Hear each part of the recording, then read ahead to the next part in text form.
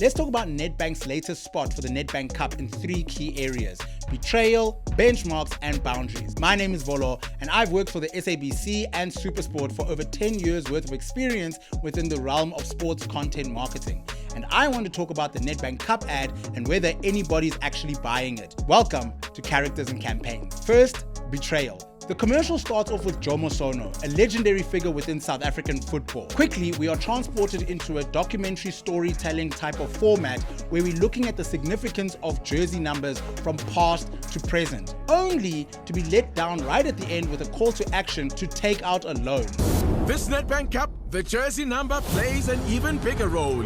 Score with a Nedbank personal loan. If the first digit of your loan amount matches the first digit of the jersey number of the player who scores, you could stand a chance to win your original loan amount up to 50,000 Rand. A loan! Guys, social media content rules dictate that the promise that you make at the beginning of a video needs to pay off. Mr. Beast's formula to his employees is quite simple in this regard. Number 1, hook people at the start of the video. Number 2, transition them to an amazing story that they are invested in. You did this very well. Number 3, have no dull moments. Number 4, have a satisfying payoff at the end of the video with an abrupt ending. Being sold debt after tugging away at fans' emotions is the antithesis of a satisfying payoff. But I know execs like solutions and examples. So let's look at number 2, the benchmark. Emirates Airlines have sponsored the FA Cup for close to a decade and will be there until 2028. So what makes them the benchmark? You see, Emirates uses the FA Cup for prestige and global association.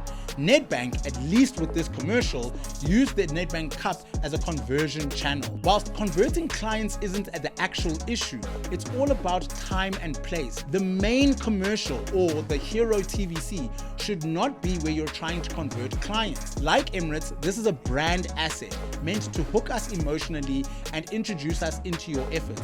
Converting sales should be reserved for matchday experiences, on-the-ground activations, and more. Collapsing the two functions of sales and brand alignment leaves us as the fans incredibly confused and upset that what we love, which is the competition, is being cheapened by the sponsors' need to increase their bottom line. So how do you stop this from happening again? And is it even your responsibility? Which brings us to point number 3, boundaries. Ultimately, the intellectual property holder is responsible for how their competition is portrayed in the public. And in this case, that responsibility falls squarely on the PSL, or the Premier Soccer League. FIFA, the Olympics, the English FA all have incredibly tight controls around the brand positioning of any of their competitions, and they are quick to drag anybody to court who goes outside of their guidelines. So what are the PSL's guidelines and guardrails? How are they working together with sponsors to ensure that the messaging of their competitions is not diluted by the need for sales? And how can they structure their agreements going forward to extract maximum commercial value whilst holding the power to protect the prestige of their competitions?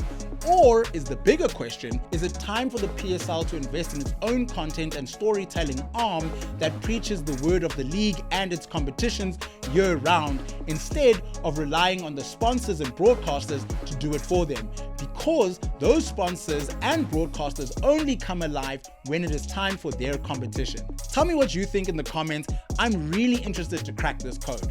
See you next time on Characters and Campaigns.